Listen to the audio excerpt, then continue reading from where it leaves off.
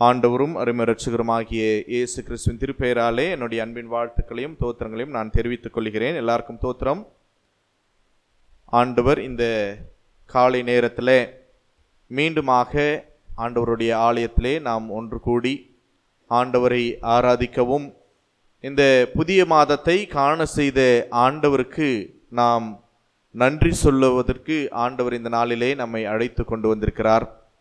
கடந்த 6 மாதங்கள் கடவுள் நம்மை கண்ணின் மணியை போல பாதுகாத்து கொண்டு வந்து இந்த புதிய மாதத்திலே ஆண்டவருடைய ஒரு புதிய நன்மையோடு கூட, ஒரு புதிய உற்சாகத்தோடு கூட, ஒரு புதிய அபிஷேகத்தோடு கூட நாம் இந்த இடத்திலிருந்து கடவுளுடைய இறை வார்த்தையினாலே நாம் நிரப்பப்பட்டவர்களாக கடந்து செல்வதற்கு ஆண்டவர் கிருபை தந்தமைக்காக ஆண்டவரை நான் ஸ்தோத்திரிக்கின்றேன்.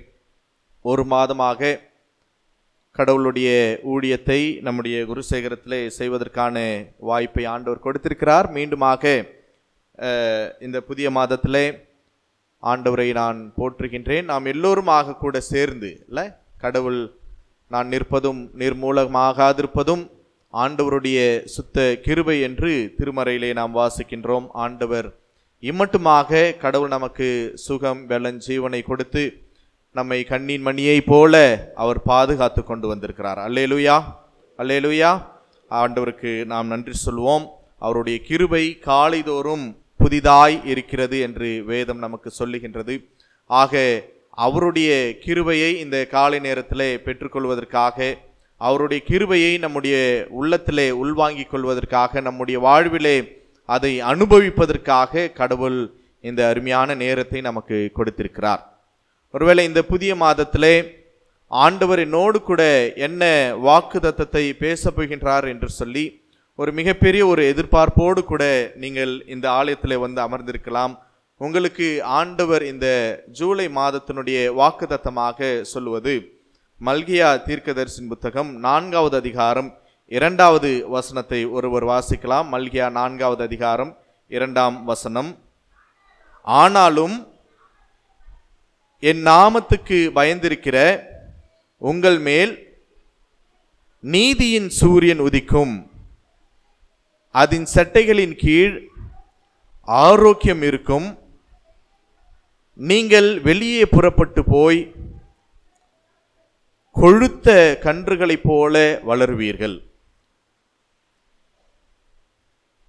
என் நாமத்திற்கு பயந்திருக்கிற உங்கள் மேல் நீதியின் சூரியன் உதிக்கும், அதன் சட்டைகளின் கீழ் ஆரோக்கியம் இருக்கும், நீங்கள் வெளியே புறப்பட்டு போய் கொழுத்த கன்றுகளைப் போல வளருவீர்கள். ஒருவேளை அன்புக்குரியவர்களே, இந்த மல்கியா தீர்க்கதரிசி இந்த வார்த்தையினுடைய பெயர் என்ன அப்படின்னு சொல்லி பார்த்தீங்கன்னா, காட் மை மெசஞ்சர், கடவுள் என்னுடைய நற்செய்தியாளர் அல்லது கடவுள் என்னுடைய இறைவாக்கினர் என்பது அர்த்தப்படுகின்றது. காட் மை மெசஞ்சர், மல்கியா என்கின்றதான எபிரேய வார்த்தைக்குரியதான பொருள் காட் மை மெசஞ்சர். ஒருவேளை இன்றைக்கு அநேக நேரங்களிலே நம்முடைய வாழ்க்கையிலிருந்து, குறிப்பாக வளர்ந்து கொண்டு வருகின்றதான இந்த டெக்னாலஜிக்கல் வேர்ல்டு இல்ல, இந்த நவநாகரிகமான ஒரு உலகத்திலிருந்து நாம் அனுதினமும் நாம் எதிர்பார்ப்பது என்ன அப்படின்னு சொல்லி பார்த்தீங்கன்னா, காலையில் எழுந்ததுமே நாம் வேதத்தை திறக்கின்றோமோ இல்லையோ, நம்ம காலையில் எழுந்ததுமே என்ன பண்ணிடுவோம், என்ன பண்ணுவோம், இந்த ஃபோன் என்ன பண்ணுவோம், ஓப்பன் பண்ணி பார்த்துருவோம். எதற்காக? எனக்கு பிரியமானவர்கள் அல்லது என்னை நேசிப்பவர்கள் ஏதாகிலும் எனக்கு செய்தி அனுப்பியிருக்கிறார்களா என்பதை ஆவலோடு கூட எதிர்பார்த்து நம்முடைய செல்போனை நாம் திறந்து பார்ப்பது நம்முடைய வழக்கமாகிவிட்டது. ஒருவேளை இந்த மொபைல் ஃபோன் என்பது நம்முடைய உடல் உறுப்புகளில் ஒன்றாக அமைந்து விடுகின்றதாக ஒன்றாக இருக்கிறது இல்லை. நம்மளுடைய ஹியூமன் ஆர்கனில் ஒரு ஆர்கன் இந்த ஃபோன். அது இல்லைன்னா நம்மளால் என்ன பண்ண முடியல, வெளியில் போக முடியல. ஆக ஏதோ ஒரு எதிர்பார்ப்பு, என்னுடைய பிரியமான சிநேகிதத்திலிருந்து, என்னுடைய கணவரிடத்திலிருந்து, மனைவி இடத்திலிருந்து, என்னுடைய அப்பா இடத்திலிருந்து, அம்மா இடத்திலிருந்து, என் பாய் ஃப்ரெண்டிலிருந்து, கேர்ள் ஃப்ரெண்டிலிருந்து ஏதாகிலும் ஒரு செய்தி வருமா என்கின்றதான ஒரு மிகப்பெரிய ஒரு எதிர்பார்ப்போடு கூட நாம் ஒவ்வொரு நாளும் நாம் காலை நேரத்திலே காத்திருக்கின்றோம். மல்கியா தீர்க்கதரிசி இங்கே சொல்லும் பொழுது சொல்லுகின்றார், ஆண்டவர் எனக்கு என்னதான் நல்ல செய்தியாளராக, நற்செய்தியாளராக, கடவுள் எனக்கு நல்ல ஒரு மெசஞ்சராக அவர் இருக்கின்றார். நல்ல வார்த்தைகளை ஏற்படுத்தி என்னுடைய வாழ்வை ஆற்றி தேற்றுகின்றவராக இருக்கின்றார் என்பதுதான் அந்த மல்கியாவினுடைய வார்த்தை பொருள். God my messenger. இவர் என்ன செய்கின்றார் என்று சொல்லி பார்க்கின்ற பொழுது, கடவுளுக்கும் இறை மக்களுக்கும் இருக்கின்றதான ஒரு உரையாடல் தான் அந்த மல்கியா தீர்க்கதரிசி புத்தகம் முழுவதுமாக. It is a conversation between God and the people of God. கடவுளுக்கும் மக்களுக்கும் இருக்கின்றதான ஒரு உரையாடலை மிக அழகாக இந்த பகுதியிலே நமக்கு எடுத்து உரைக்கின்றார். அப்போ ஒவ்வொரு நாளும் இறை மக்கள் கடவுளிடத்திலிருந்து ஏதோ ஒன்றை எதிர்பார்த்து கொண்டிருக்கின்றதான சூழ்நிலையிலே ஆண்டவராகிய கடவுள் அங்கே எதிர்பார்த்து கொண்டிருக்கின்றதான இறை மக்களுக்கு இந்த வார்த்தையை சொல்லுகின்றார். என்ன சொல்றார்னா, என் நாமத்திற்கு பயந்திருக்கிற உங்கள் மேல் நீதியின் சூரியன் உதிக்கும். என் நாமத்திற்கு பயந்திருக்கிற உங்கள் மேல் நீதியின் சூரியன் உதிக்கும். அதன் சட்டைகளின் கீழே ஆரோக்கியம் இருக்கும்.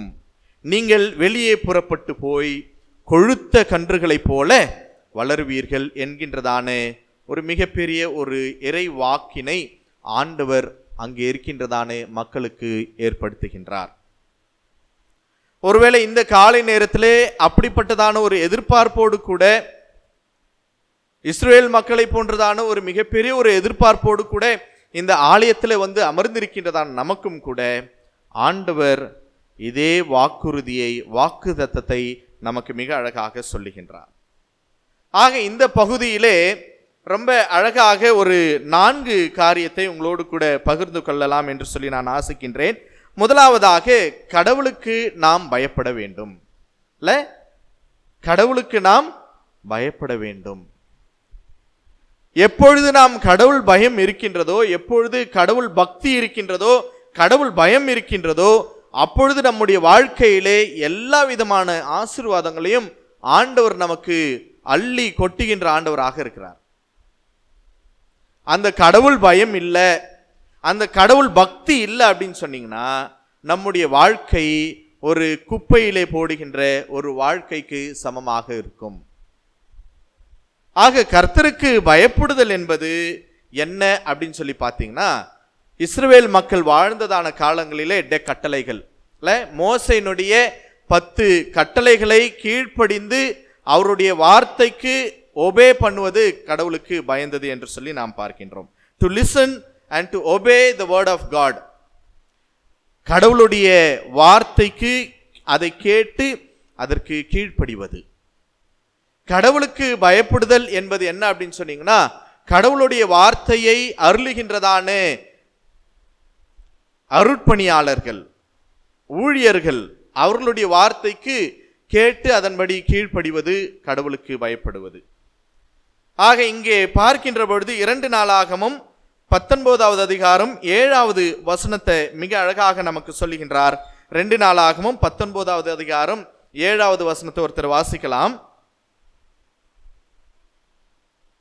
கர்த்தருக்கு பயப்படுகிற பயம் உங்களிடத்தில் இருக்க கடவுது. கர்த்தருக்கு பயப்படுகிற பயம் உங்களிடத்திலே இருக்க கடவுது என்று 2 நாளாகமும் 19வது அதிகாரம் 7வது வசனத்திலே சொல்லுகின்றார். எச்சரிக்கையாயிருந்து காரியத்தை நடப்பியுங்கள்.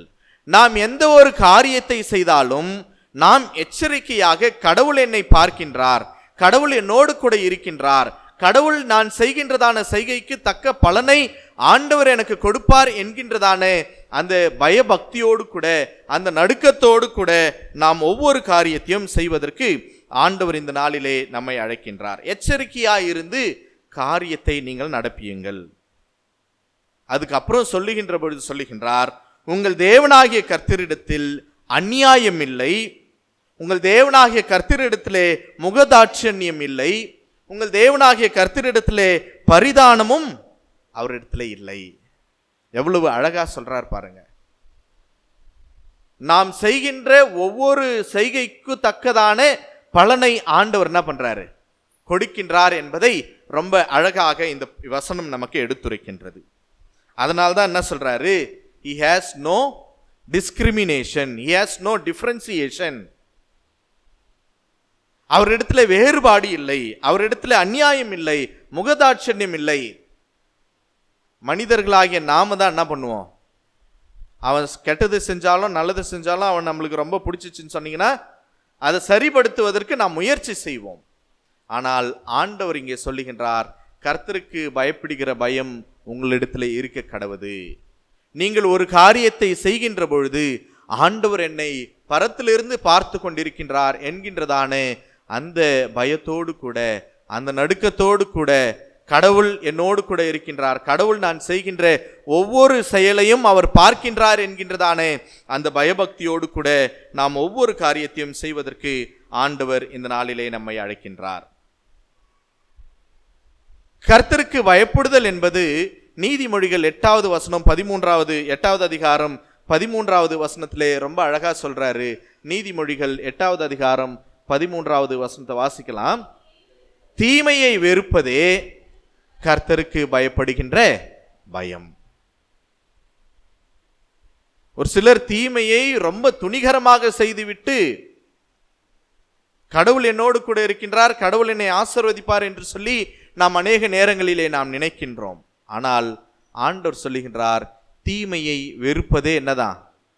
கர்த்தருக்கு பயப்படுகின்ற பயம் என்று சொல்லப்படுகின்றது. ஆக கடவுளுக்கு பயந்து அவருடைய காரியத்தை நாம் செய்கின்ற பொழுது ஆண்டவர் என்ன சொல்றார்னா, உங்கள் மேல் நீதியின் சூரியன் என்ன பண்ணுமா? நீதியின் சூரியன் உதிக்கும் என்று மிக அழகாக சொல்லுகின்றார். உதிக்கின்ற சூரியன் எப்படி இருக்கும்? சன்ரைஸ் பார்த்திருக்கிறீங்களா? காப்பி தூள் கேட்கல நான். சன்ரைஸ் எத்தனை பேர் பார்த்திருக்கிறீங்க? எப்படி இருக்கும்? அந்த நீதி சூரியன் உதிக்கின்ற பொழுது எப்படி இருக்கும்? அது கண்களுக்கு இதமானதாக இல்ல? கடவுளுடைய படைப்பு எவ்வளவு பிரமிக்கத்தக்கது என்கின்றதான ஒரு சிந்தனை நமக்குள்ளே வரும். அந்த சூரியன், அந்த சன்ரைஸை பார்க்கின்ற பொழுதே நமக்குள்ளே ஒரு அமைதி பிறக்கும், நமக்குள்ளே ஒரு சாந்தம் கிடைக்கும். நமக்கு இருக்கின்றதான எல்லா விதமான அந்த மென்டல் பிரஷரும் என்னாகும்? அப்படியே கொஞ்சம் கொஞ்சமா நீங்கி போகும். இங்க ஆண்டவர் சொல்லுகின்ற பொழுது சொல்லுகின்றார், சூரியன் உதிக்கும். அது எப்படிப்பட்டதான சூரியன் என்று சொன்னால் நீதியின் சூரியன். அல்லேலூயா. நீதியின் சூரியன் உதிக்கும் என்று சொல்லுகின்றார். The son of righteousness shall rise அப்படின்றார். The son of righteousness. புதிதாய் பிறந்ததான ஒரு குழந்தை என்ன பண்ணுவோம்? நம்ம பிறந்த குழந்தையை நாம் என்ன பண்ணுவோம்? இளம் வெயிலில் காலையில அந்த சூரியன் உதிக்குது பார்த்தீங்களா, அந்த வெயில்ல கொண்டு போய் அந்த குழந்தை என்ன பண்ணுவோம்? காமிப்போம். எதற்கு? அந்த சூரியனிலிருந்து கிடைக்கக்கூடியதான அந்த விட்டமின் டி தானே? கரெக்டா தானே சொல்றேன்? அந்த நற்காரியங்களை உள்வாங்கிக் கொள்ள வேண்டும். அந்த புதிதாக பிறந்திருக்கின்றதான அந்த குழந்தைக்கு அந்த உதிக்கின்றதான சூரியன் வெளிப்படுகின்ற அந்த விட்டமின் டி கிடைக்க வேண்டும் என்பதற்காக ஒரு மருத்துவ குணத்தை ஆண்டவர் அந்த சூரியனிலே படைத்திருக்கின்றார். சுட்டெரிக்கும் வெயிலில கடவுள் என்ன பண்றதில்ல? நம்மை விடுவதில்லை. ஆனால் இங்கே சொல்லுகின்றார், நீங்களும் நானும் கடவுளுக்கு பயப்படுகின்ற பொழுது நீதியின் சூரியன் உதிக்கும். நான் எல்லாமே சரியாதானே செஞ்சுக்கிட்டு வரேன், எல்லாவற்றையும் சரியாக செய்கின்ற பொழுது எனக்கு ஏன் இப்படிப்பட்டதான ஒரு அநீதி இழைக்கப்படுகின்றது? ஒருவேளை இந்த காலை நேரத்திலே வந்து ஆலயத்தில் அமர்ந்திருக்கின்றதான உங்களுடைய வாழ்க்கையிலே அப்படிப்பட்டதான ஒரு கேள்வி ஏற்படலாம். நான் கடவுளுக்கு பிரியமான காரியத்தை தானே செய்கின்றேன், ஆனால் மனிதன் எனக்கு என்ன பண்றான்? விரோதமாக எழும்புகின்றானே. கடவுள் நீதியின் சூரியனாக எழும்பி உங்களுக்கு நியாயத்தை கொடுக்கின்ற ஆண்டவராக இருக்கின்றார். இந்த ஜூலை மாதத்தில் எனக்கு சரியான ஒரு நீதி கிடைக்கவில்லையே, எனக்கு சரியான ஒரு நியாயம் கிடைக்கலையே, குடும்பத்திலையும் நியாயம் இல்லை, வேலை செய்கிற இடத்துலையும் நியாயம் இல்லை, நான் எங்கே போவது என்று சொல்லி நீங்கள் அலைந்து கொண்டிருக்கின்ற பொழுது ஆண்டவர் சொல்லுகின்றார், நீதியின் சூரியன் உங்கள் மேல் உதிக்கும். ஒரு புதிய குழந்தையை போல கடவுள் உங்களை கொண்டு வந்து ஒரு புதிய உருவாக்கத்தை ஆண்டவர் உங்களுக்கு கொடுக்கின்றார் என்று சொல்லி இந்த இடத்துல நாம் பார்க்கின்றோம். மூன்றாவதாக நாம் பார்க்கின்ற பொழுது அங்க என்ன சொல்றாருன்னா, அதன் சட்டைகளின் கீழே என்ன இருக்குமா? ஆரோக்கியம் இருக்கும். அதன் சட்டைகளின் கீழே ஆரோக்கியம் இருக்கும். ஒரு சுகமான வாழ்வை காணுவதற்கு ஆண்டவர் இந்த நாளிலே நம்மை அழைக்கின்றார். ஒரு சுகமான வாழ்வை ஆண்டவர் உங்களுக்கு கொடுப்பதற்கு ஆண்டவர் சித்தமாக இருக்கின்றார். லூக்கா எழுதிய நற்செய்தி நூல் 6வது அதிகாரம் 17, 19, 17, 18, 19 வசனத்தை வாசிங்க. லூக்கா 6வது அதிகாரம் 17, 18, 19. சமமான ஒரு இடத்துல நிற்கின்றார்கள்.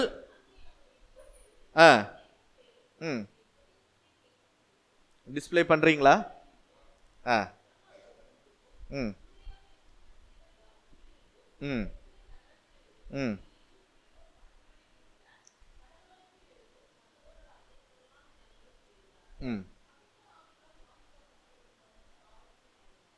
அங்கே எல்லா இடங்களிலும் வந்து இயேசுவானவரிடத்துல வந்தவர்கள் என்ன இருக்கிறாங்களா? ஆரோக்கியம் பெற்றுக் கொள்கிறார்கள். இயேசுவின் இடத்திலே வல்லமை புறப்பட்டு எல்லோரையும் குணமாக்கினபடியினால் ஜனங்கள் என்ன பண்றாங்கன்னா, அவரை தொடும்படிக்கு அவரிடத்திலே போகின்றார்கள். இயேசுவானவரிடத்திலே வாழ்வு உண்டு, இயேசுவானவரிடத்திலே ஆரோக்கியம் உண்டு, இயேசுவானவரிடத்திலே நல்ல சுகம் உண்டு. ஒருவேளை எனக்கு இப்படிப்பட்டதான ஒரு நோய் நொடியோடு கூட நான் இருக்கிறேனே, கடவுள் எனக்கு ஒரு சுகத்தை கொடுக்க மாட்டாரா என்று சொல்லி நீங்கள் அங்கலாய்த்து கொண்டிருக்கின்றதான வேளையிலே ஆண்டவர் சொல்லுகின்றார், என்னிடத்திலே சுகம் உண்டு. ஏன் என்று சொன்னால், நான் யாரு? என்னுடைய பெயர் யெகோவா ராஃபா. யெகோவா ராஃபா என்று சொன்னால் என்ன? சுகம் அளிக்கின்ற ஆண்டவர். அப்ப கடவுளுக்கு பயப்படுகிறவர்கள் மீது நீதியின் சூரியன் உதிப்பது மட்டுமல்ல, அவர்களுடைய வாழ்க்கை எப்படி இருக்குமா? ஒரு ஆரோக்கியமான ஒரு வாழ்வாக, ஒரு சுகமான ஒரு வாழ்வாக ஆண்டவர் உங்களை வைப்பார் என்று சொல்லி இந்த நாளிலே நாம் பார்க்கின்றோம். அதுக்கப்புறம் என்ன சொல்றாருன்னா, கடைசியாக நாம் பார்க்கின்ற பொழுது, நீங்கள் வெளியே புறப்பட்டு போகின்ற பொழுது எப்படி இருப்பீங்களா? எப்படி இருப்பீங்க? கொழுத்த கன்றுகளை போல இருப்பீங்க. பொதுவாகவே ஒரு மனிதன் ஒரு இடத்திலிருந்து இன்னொரு இடத்துக்கு போறான் அப்படின்னு சொன்னீங்கன்னா, அவங்க என்ன ஆயிடுவாங்க? ரொம்ப சிக்காயிடுவாங்க இல்ல? புதிய கிளைமேட்டு, புதிய என்வாயர்மெண்ட்டு, புதிய தண்ணி, புதிய கலாச்சாரம், புதிய மக்கள், புதிய உணவு பழக்க வழக்கங்கள், இது எல்லாமே இருக்கும். அதெல்லாம் என்ன ஆகும்னா, ஒரு மனிதனை மென்டலாகவும் பிசிக்கலாகவும் என்ன ஆக்கிடும்? அது வீக் ஆக்கிடும். ஆனால் இங்க சொல்லும் பொழுது சொல்றாரு, நீங்கள் கர்த்தருக்கு பயந்து ஒரு காரியத்தை செய்கின்ற பொழுது நீங்க எப்படி இருப்பீங்களா? கொழுத்த கன்றுகளை போல நீங்கள் வளருவீர்கள். ஏன் இதை சொல்லுகின்றார் என்று சொன்னால், ஆண்டவர் நமக்கு நல்ல மேய்ப்பராக இருக்கின்றார். சங்கீதம் 23வது சங்கீதம் 1, 2 வசனத்தை நாம் பார்க்கின்ற பொழுது எல்லாருக்கும் தெரிந்த வசனம் தான், இல்ல படிச்சிடலாமா? கர்த்தர் என் மேய்ப்பராயிருக்கிறார், நான் தாட்சி அடையேன். அவர் என்ன பண்றாரா? என்னை புல்லுள்ள இடங்களிலே மேய்த்து அமர்ந்த தண்ணீர்கள் அண்டையிலே என்னை கொண்டு போய் விடுகின்றார். அப்ப நல்ல உணவை கொடுக்கின்றார், நல்ல நீராகாரத்தை எனக்கு கொடுக்கின்றார். கடவுள் எனக்கு நல்ல மேய்ப்பராக இருக்கின்ற பொழுது நான் எப்படி வீக்காக முடியும்? இல்ல, நான் எப்படி சோர்ந்து போக முடியும்?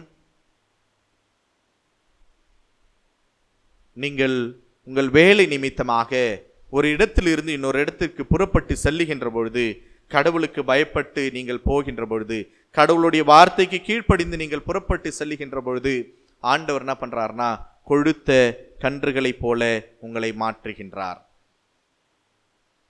which means you will have a healthier life. நீங்க சுகமான வாழ்வை ஆண்டவர் உங்களுக்கு கொடுக்கின்றார். கொழுத்த கன்றை தான் என்ன பண்ணுவாங்க, எல்லாரும் ஏறிட்டு பார்ப்பாங்க. இல்ல பா எப்படி இருக்கு பாருப்பா, அவர் எப்படி இருக்கிறார் பாரு, பிசிக்கலா எப்படி ஸ்ட்ராங்கா இருக்கிறார் பாரு. இல்ல 70 வயசு 75 வயசு ஆனா கூட எப்படி இருக்கிறாரு, ஸ்ட்ராங்கா இருக்கிறார் பாரு. அப்ப பிறர் உங்களை பார்த்து பிரமித்தக்கதான ஒரு வாழ்வை ஆண்டவர் உங்களுக்கு ஏற்படுத்துவார் என்று சொல்லி இந்த நாளிலே சிறப்பாக நாம் பார்க்கின்றோம். ஆக அன்புக்குரியவர்களே, நாம் செய்ய வேண்டியது என்ன? கடவுளுக்கு நாம் பயந்து அவருடைய வார்த்தைக்கு கீழ்ப்படிந்து கடவுளுடைய கட்டளைக்கு இணங்கி நாம் வாழுகின்ற பொழுது கடவுள் என்னை பார்க்கின்றார் என்கின்றதான அந்த அச்ச உணர்வு நமக்குள்ளே இருக்கின்ற பொழுது கடவுள் என்ன சொல்றார்னா, நீதியின் சூரியனை உன்மேல் நான் உதிக்க செய்வேன், ஒரு பிறந்த குழந்தையை போல நான் உன்னை மாற்றுவேன்.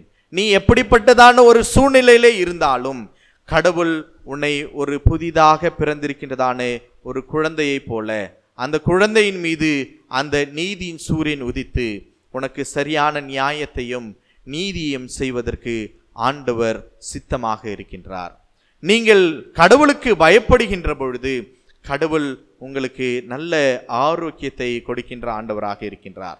நீங்கள் கடவுளுக்கு பயப்படுகின்ற பொழுது நீங்கள் இந்த உலகத்திற்கு சாட்சிகளாக நல்ல கொழுத்த கன்றுகளைப் போல நல்ல மேய்ப்பர் நம்மோடு கூட இருந்து நம்மை அனுதினமும் வழிநடத்துவார் என்கின்றதான அந்த இறை நம்பிக்கையோடு கூட அந்த கடவுளுடைய விசுவாசத்தோடு கூட நாம் இந்த இடத்திலிருந்து கடந்து செல்வோம். ஆண்டவர் இந்த மாதம் முழுவதுமாக நம்மை அப்படிப்பட்டதான ஒரு இறை வாக்கோடு கூட நம்மை தொடர்ந்து வழிநடத்துவாராக.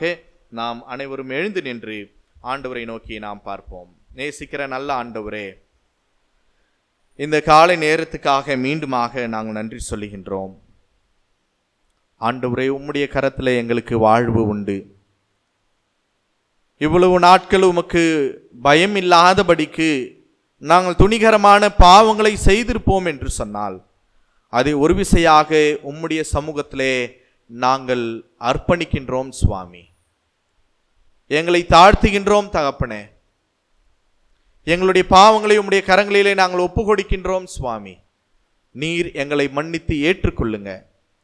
இனி வருகின்ற நாட்களிலே உமக்கு பயந்து வாழ்கின்ற வாழ்வை நாங்கள் பெற்றுக்கொண்டு நீர் கொடுக்கின்றதான ஆசீர்வாதத்தை அனுதினமும் எங்களுடைய வாழ்விலே நாங்கள் சுவைத்து பார்க்க, அனுதினமும் நீர் கொடுக்கின்றதான உம்முடைய ஆசீர்வாதத்தை நாங்கள் அனுபவிக்க ஒரு நீதியின் சூரியனாக நீர் புறப்பட்டிருக்கின்றீர். அந்த நீதியின் சூரியன் எங்கள் மீது பட வேண்டுமாறு நாங்கள் செபிக்கின்றோம். ஆண்டவரே, உம்முடைய சமூகத்திலே ஆரோக்கியம் உண்டு. நீர் யெகோவா ராஃபாவாக இருக்கின்றீர். ஆண்டவரே, வாழ்வு இழந்திருக்கின்றதான நோய் நொடியோடு இருக்கின்றதான ஒவ்வொரு மக்களுக்கும் நீர் சுகத்தை கொடுக்க வேண்டுமாறு நாங்கள் செபிக்கின்றோம். ஆண்டவரே, நாங்கள் போகின்ற பொழுதும் வருகின்ற பொழுதும் ஆண்டவரே, உமக்கு பிரியமான உமக்கு பயப்படுகின்ற வாழ்வை வாழுகின்ற பொழுது நீர் எங்களை கொழுத்த கன்றுகளைப் போல ஒரு ஆசீர்வாதமான ஒரு வாழ்விற்குள்ளாக நீர் எங்களை கொண்டு போய் விடுகின்றீர் என்று சொல்லி நாங்கள் பார்த்தோமே. அப்படிப்பட்டதான ஒரு ஆசீர்வாதமான ஒரு வார்த்தையோடு கூட எங்களுடைய உள்ளங்களும் எங்களுடைய குடும்பங்களும் எங்கள் செய்கின்றதான ஒவ்வொரு பணிகளும் ஆசீர்வதிக்கப்பட நீர் எங்களுக்கு அருள் தாரும். எங்களை அர்ப்பணிக்கின்றோம். பாதுகாத்து கொண்டு வழி நடத்தும். மீட்பர் இயேசு கிறிஸ்துவின் வழியாக வேண்டுதல் செய்கின்றோம். ஜீவனுள்ள நல்ல பிதாவே.